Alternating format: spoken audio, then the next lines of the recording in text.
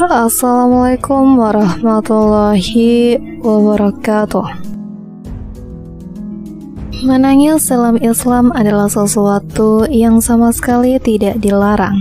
Menangis merupakan salah satu ekspresi emosi manusia. Setiap orang bisa menangis, entah itu karena mereka merasakan bahagia, haru, ataupun sedih. Ungkapan ekspresi dalam bentuk menangis juga berbeda untuk setiap orang. Beberapa orang ada yang perlu usaha keras untuk menangis, sedangkan yang lainnya sangat mudah menitikkan air mata hanya dengan melihat sesuatu yang iba atau mengharukan. Pengalaman hidup dan kepribadian seseorang juga sangat mempengaruhi orang dalam mengungkapkan ekspresi menangisnya. Menangis dalam Islam tidak dilarang, bahkan ada hal baik yang akan didapatkan jika menangis karena teringat akan dosa-dosa. Tangisan yang timbul karena takut kepada Allah, bergetar hatinya karena nama Allah, berguncang jiwanya ketika mengingat maksiat dan dosa yang ia lakukan. Oleh karena itulah, inilah tangisan keimanan, tangisan kebahagiaan, dan tangisan hanifnya jiwa. Allah Ta'ala berfirman, sesungguhnya orang-orang yang beriman itu adalah mereka yang apabila disebut nama Allah gemetarlah hati mereka. Dan apabila dibacakan kepada mereka ayat-ayatnya, bertambahlah iman mereka. Karenanya dan hanya kepada Rabb mereka bertawakal. Quran Surat Al-Anfal ayat 2. Dari Ibnu Mas'ud radhiyallahu anhu berkata, suatu ketika Nabi SAW berkata kepadaku, bacakanlah Al-Quran kepadaku, maka katakanlah kepada beliau, wahai Rasulullah, apakah saya bacakan Al-Quran kepada Anda sementara Al-Quran itu diturunkan kepada Anda? Maka beliau menjawab, sesungguhnya aku senang mendengarnya dibaca oleh selain diriku, maka aku pun mulai membacakan kepadanya surat An-Nisa.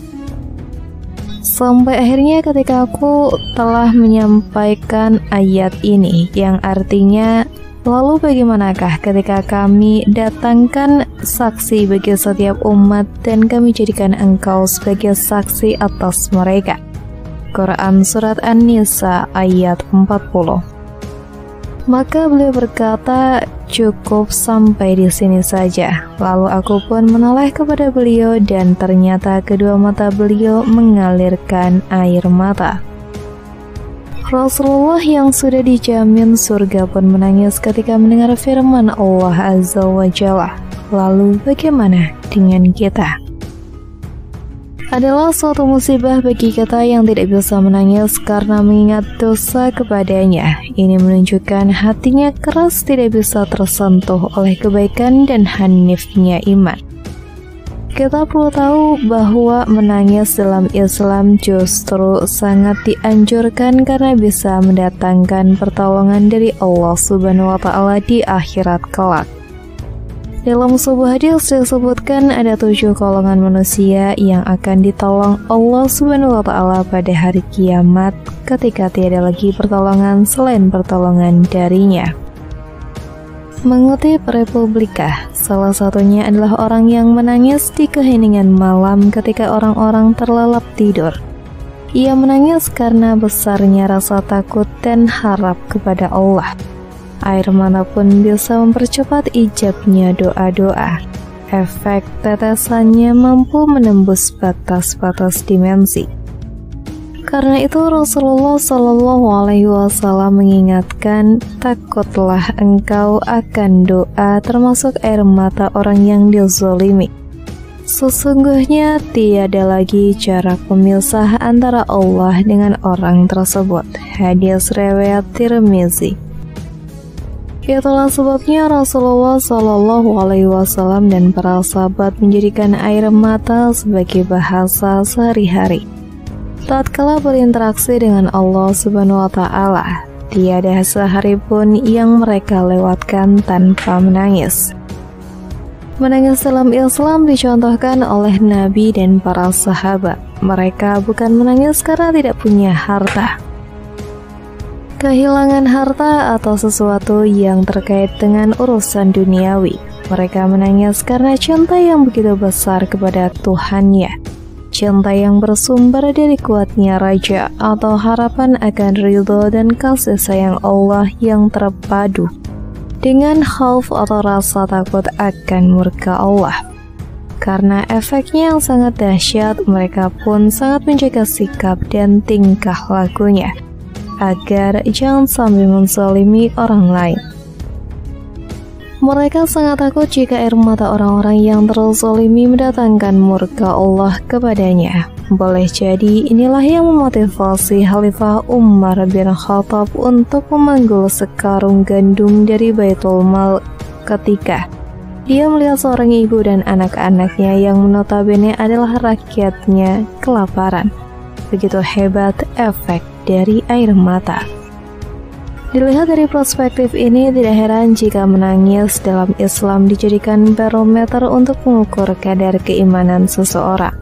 Ada banyak ayat Al-Quran dan hadis Rasulullah SAW yang mengungkapkan keutamaan menangis.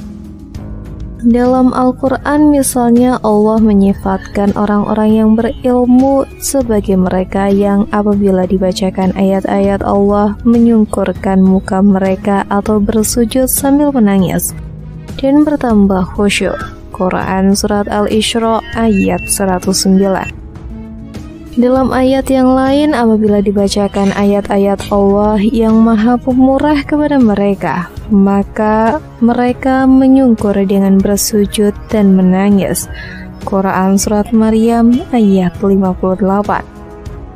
Rasulullah SAW pun bersabda, setiap mata akan menangis di hari kiamat kelak, kecuali mata yang menangis karena takut kepada Allah. Mata yang terpelihara dari hal-hal yang diharamkan Allah, serta mata yang berjaga di jalan Allah.